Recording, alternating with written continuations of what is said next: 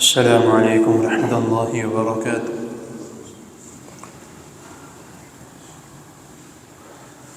الحمد للہ الذی ہدانا لہذا وما كنا لنهتدی لولا ان هدانا اللہ۔ اللہم صلی وسلم علی نبینا محمد صلی اللہ علیہ وسلم، اما بعد۔ اعوذ باللہ السمیع العلیم من الشیطان الرجیم من ہمزہ ونفسہ ونفخہ۔ للرجال نصیب مما ترک الوالدان والاقربون وللنساء نصیب مما ترک الوالدان والاقربون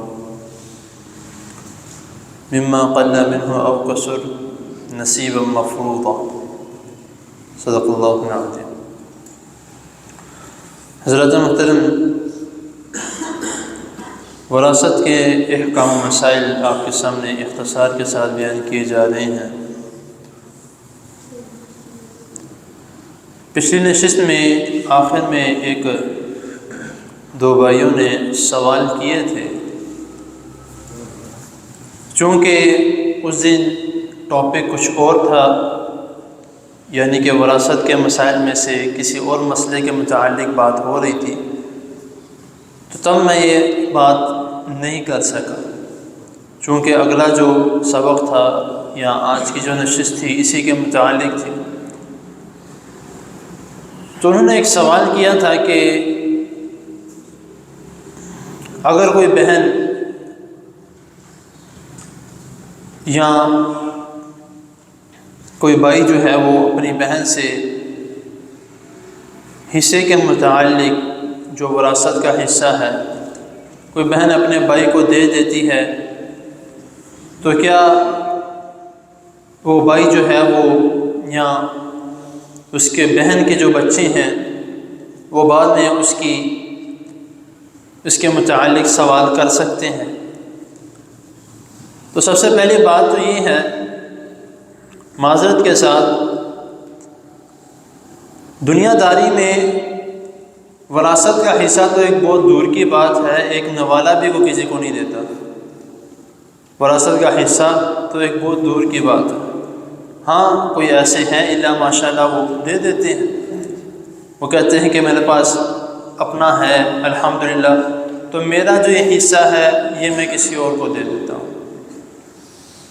لیکن انہوں نے کہا کہ شرعی اس کا حکم کیا ہے؟ شرعی حکم میں نے تب بھی ان کو یہی جواب دیا تھا، اور اسی آیت کے حوالے سے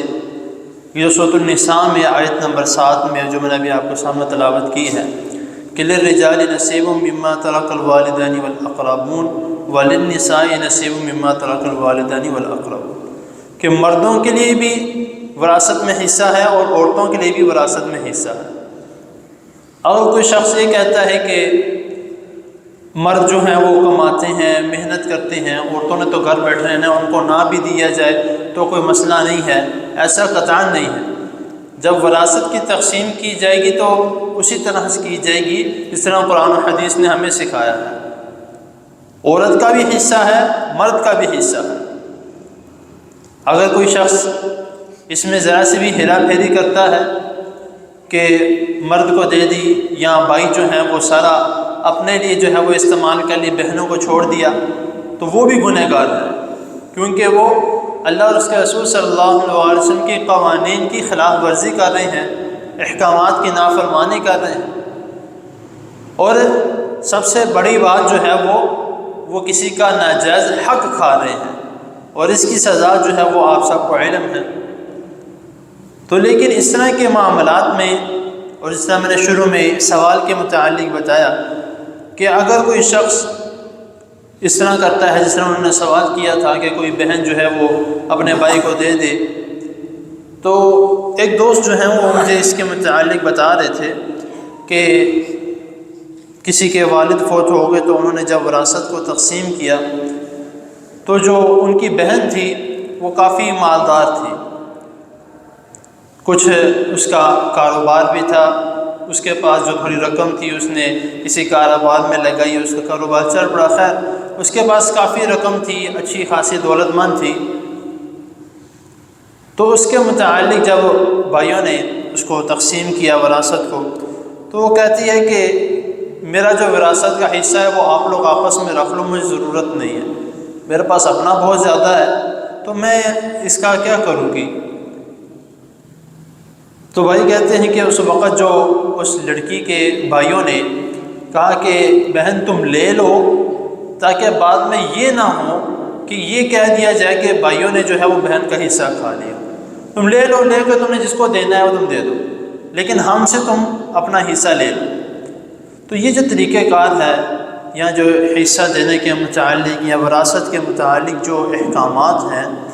اس کو بہت ہی زیادہ ہمیں غور و فکر کے ساتھ اور بہت ہی زیادہ توجہ کے ساتھ اس کو سر انجام دینا پڑتا ہے،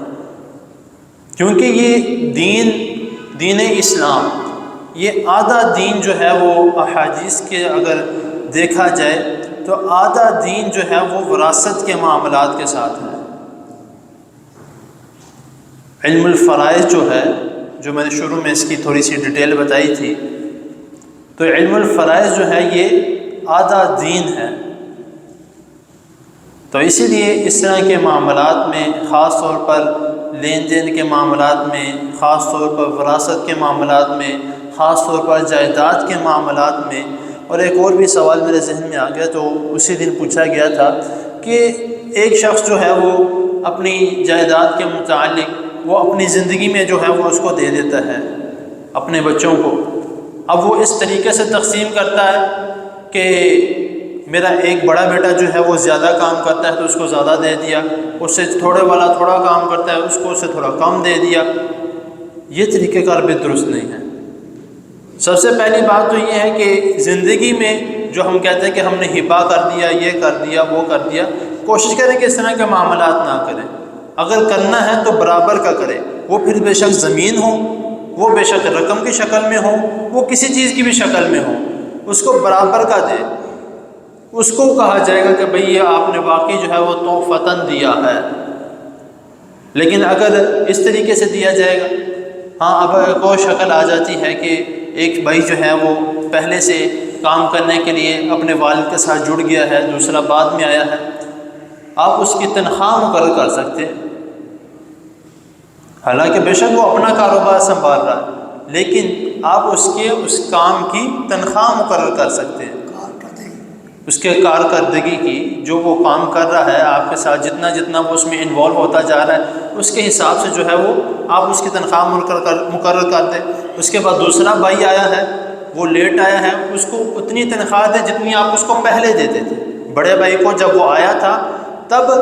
تو اس کی اتنی رکھ دیں، پھر اس کے ساتھ وقت کے ساتھ ساتھ اس کی بھی بڑھتی جائے گی۔ تو یہ طریقہ کار جو ہے وہ جو ہمیں احادیث کی روح سے اور علماء کے ہمیں بتانے سے، محدثین کی اس تفصیل سے جو ہمیں ثبوت ملتا ہے، اور احادیث جو نبی کریم صلی اللہ علیہ وسلم ہمیں رہنمائی دیتے ہیں، تو یہ اس سے ہمیں علم ہوتا ہے۔ تو آگے جو ہے اس کی جو تقسیم کے متعلق ہے انشاءاللہ تعالیٰ وہ اگلی نشست میں تھوڑا تھوڑا کر کے میں بیان کروں گا۔ تو اللہ تعالیٰ کی حضور دعا ہے اللہ تعالیٰ ہمیں جو سنا اس کو سمجھنے کی اور اس پر عمل کرنے کی توفیق عطا فرمائے۔ جزاکم اللہ۔